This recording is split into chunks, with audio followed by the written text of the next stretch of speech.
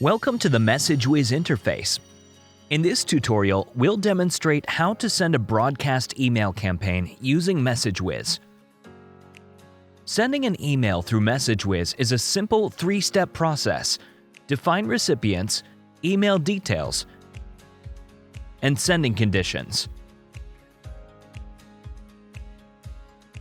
Start by clicking Broadcast and then selecting the email icon from the channel bar. Enter a broadcast name. This name is for internal use, so pick a name that is descriptive and identifiable.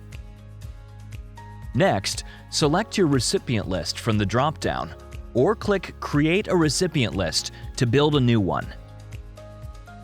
Once you've selected your list, click Next to move to Email Details. This screen is where you build your message.